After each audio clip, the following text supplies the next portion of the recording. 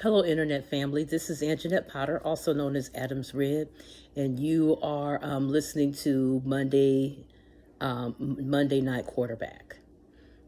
So, unless you have been under a rock, you have heard the recent allegations against singer Lizzo.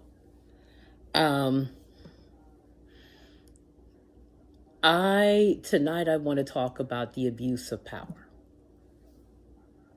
because the things that are being levied against her have to do with that. And spiritual abuse oftentimes will take the form of the abuse of power. A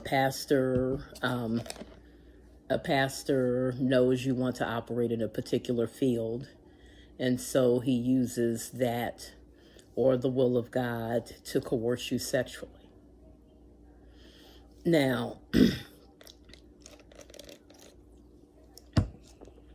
one of the allegations has to do with her, coercing one of her singers or dancers into eating a banana out of the sexual opening of, a person on the stage. They were in Amsterdam.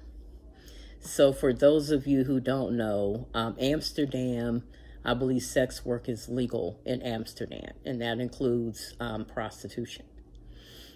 I will look up that information and have more for you.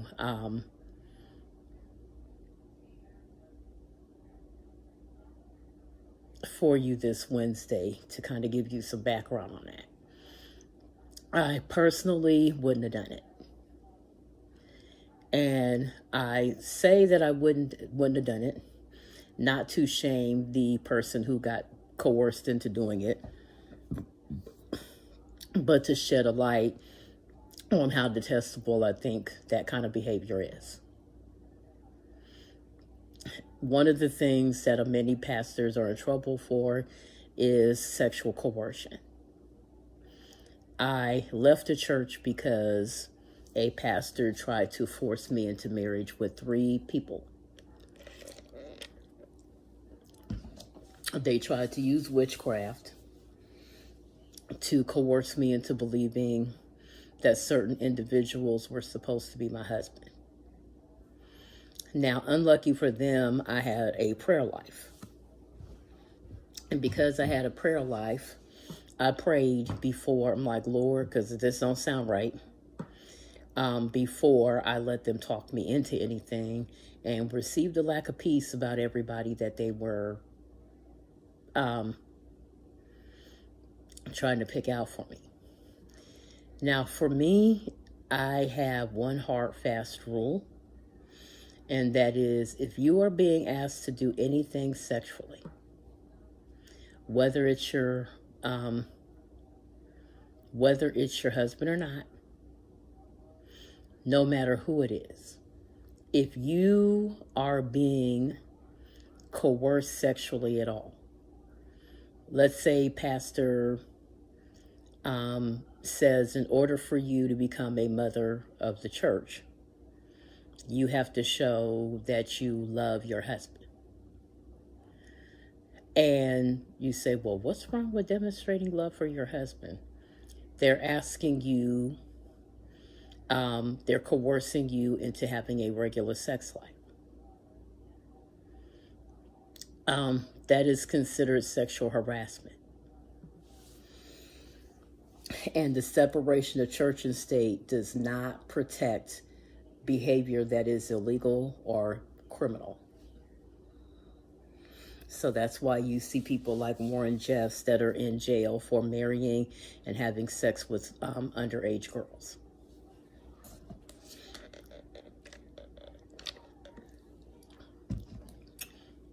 So at one point on my Facebook journey, there were members of the denomination that I left that kept testing the women within these groups by asking these really weird questions. And after a while, I was just like, why are you asking this type of question? Because to me, if you don't plan on doing something, why do you need to ask that type of question? And so one of the things that they kept asking is if your 13, 14-year-old daughter came home pregnant, or you're severely underage, excuse me, daughter came home pregnant, what would you do? So you had all these women who were, what they would do, they get in her behind. And so finally I said, find the MF that got her pregnant. Because typically the younger the young girl is, the older the guy is. And if they are way too old to be getting a 13, 14-year-old pregnant, then we gonna press some charges. Somebody is going to meet the wall. And so I don't think my answer was the answer that they wanted. What they wanted was to hear how they was gonna get together against this young girl, and wasn't gonna do nothing about. And so they kept changing up the question. Well, what if they're somewhere where they don't have no laws and this, that, and the other? Because every time I would put my question up, people would follow my lead and be like, so I've had to put up here lately how this denomination protects sex offenders, because they do. Now, the abuse of power is very important to focus on, because many people not only abuse power, but also weaponize resources. So let's say you are a wife and you are financially dependent on your husband. I remember when I was following D.L. Hughley's Facebook page, and they did a story on this family that took a bunch of pictures. They were a white family and they had adopted some black children. And they put up pictures of the kids with some cotton, next to some cotton or a field of cotton or whatever. Now, as black folks, and I am black, we have a complex relationship with cotton and depictions of cotton fields and different other stuff.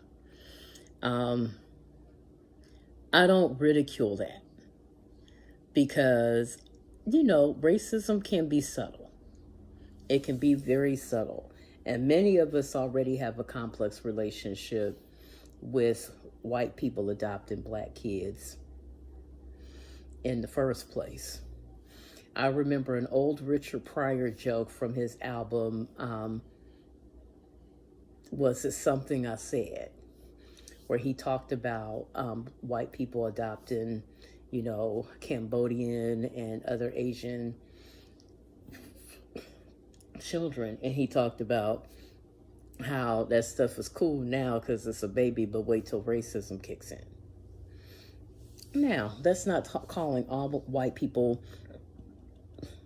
inherently racist, but because of the stuff that your ancestors or their ancestors have put in place, there's stuff that we feel like we have to question. And so, back to the story. So the picture is out there and there were black people questioning it. And so the family wound up under investigation. And so D.L. Hughley was asking the question, well, if they're providing a home for them, I said, so are you saying it's okay to be racist because you provide a home for someone? Just because you're providing a home for someone does not give you the right to abuse them. And many times you have pastors or cult leaders that, here lately when we're talking about abuse, a term called financial abuse has been showing up. So financial abuse is the weaponizing of resources. The person who thinks because you are financially dependent on them, that they have a right to treat you however they want, including abuse. There's a husband, well, you ain't giving me any, so therefore you have to go without money.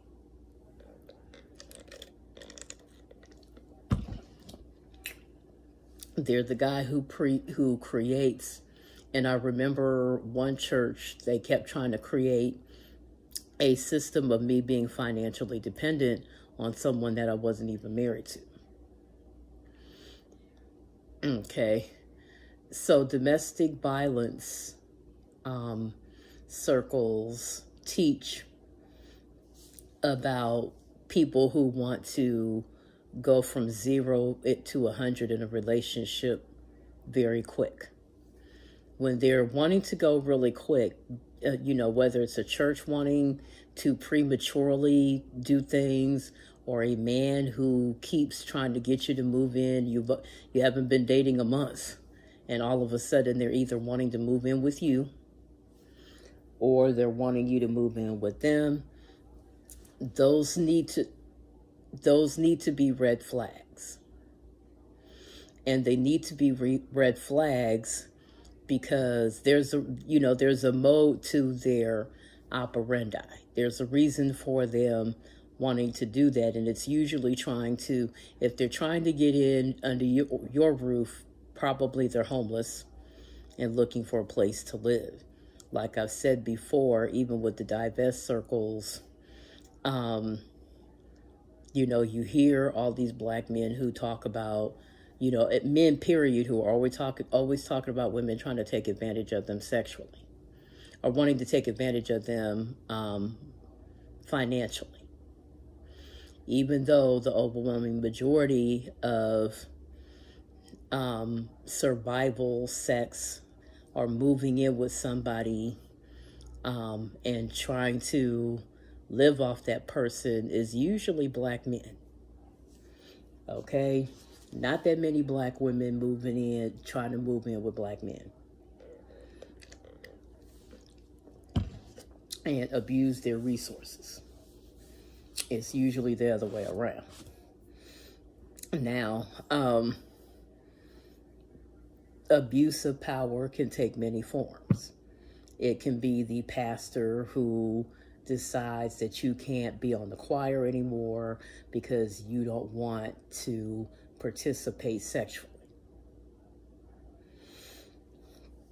Or your husband has complained about you not giving him any, which is pretty extreme, but it happens. Okay, like I said before, the separation of church and state does not protect sexual harassment. And even in the private industry, your job can't fire you because your husband says you're not performing as you should.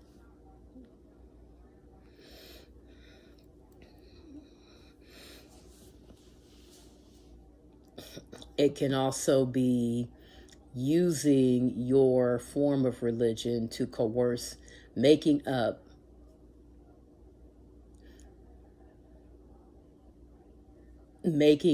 teachings that allow you to take advantage of women and children sexually.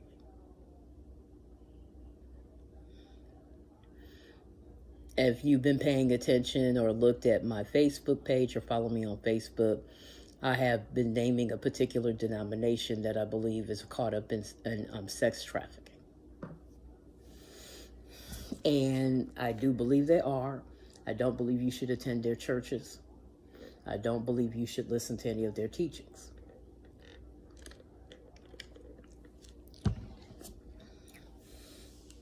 Because I do believe that they're caught up in human trafficking.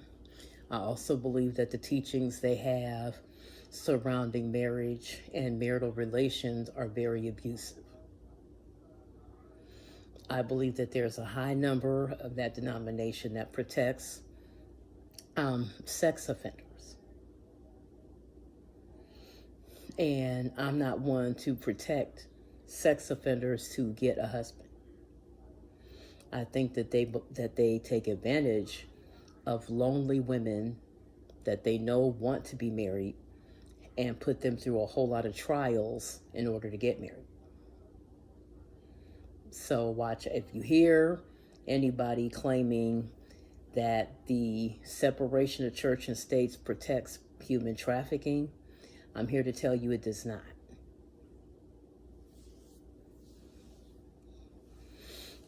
The only reason that they are telling you that is because they want you to believe that you have no power to press charges if they try anything with you. You have the ability to press charges. And you should.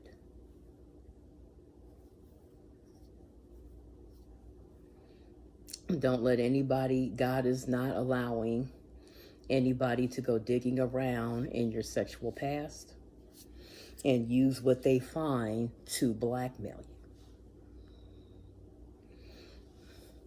God is not going to take you out of ministry to make you follow men that are not following him. If a pastor's sexual behavior does not line up with the word of God, if they are misbehaving sexually, they are not following God. And if they are not following God, you are not to follow them.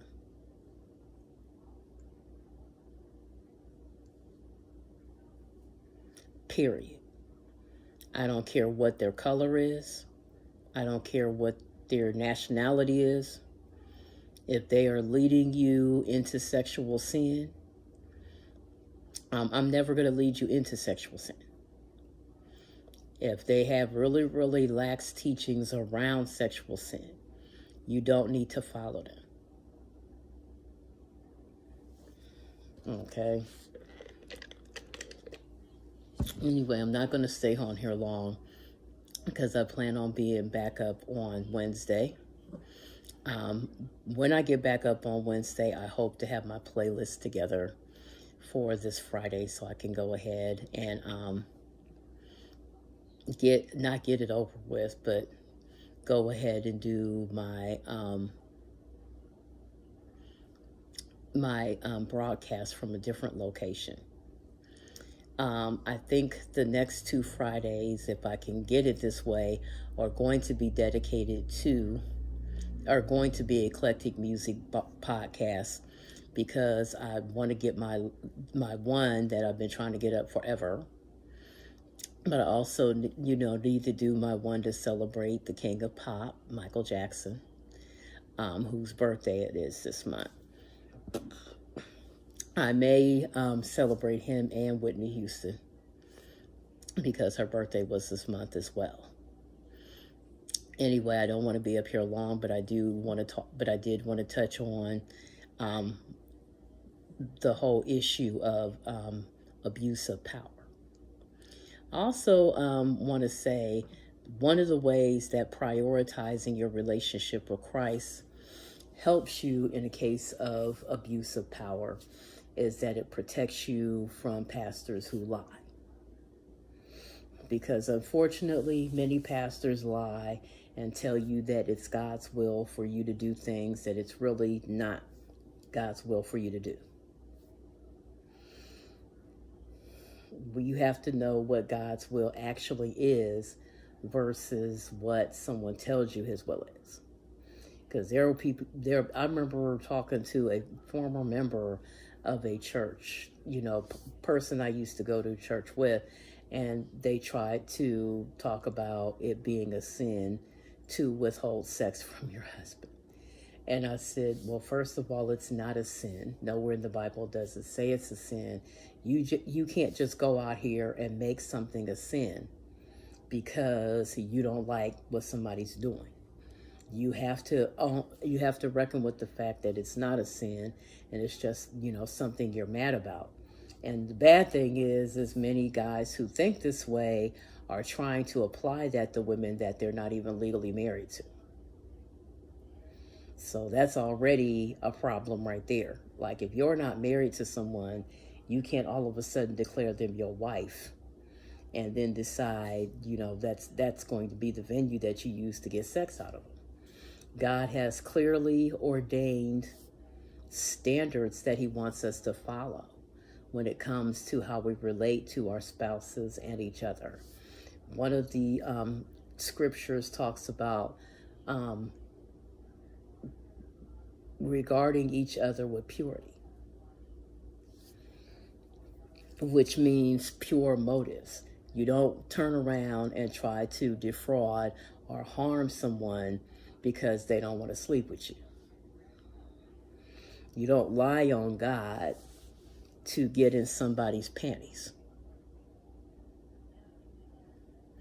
And the fact that, that someone would do that shows you that they're not walking with God. Or they're not walking with God with any type of, real commitment. Because if you were really all that devoted, you wouldn't be gaslighting, you wouldn't be doing what you're doing. Okay, one way to know if a man is serious about his walk with God is how he treats women. Especially, and you don't need categories to do that. You should be treating all women the same. I don't care if they just got saved from out of the local brothel or strip club or sex working or whatever. Newly saved, whatever, you're still supposed to behave like a man of God around them. That is not an excuse for you to take advantage of them. And putting women into categories so that you can get away with sexual sin, or sinning against them sexually or coercing them sexually, tells me that you're not serious about your walk with God. Period. And any women that are helping you aren't serious about their walk with him either. So I'm gonna start getting more into having notes ready like I used to in the past so that I could be able to talk to you about these things. But I'm going to go ahead and get off here now. I'm still a little under it. And so, but I want to be able to touch base with you guys on a regular basis so that you don't feel like I'm neglecting you or neglecting my content. So I will talk to you later. Enjoy the rest of your week. Goodbye.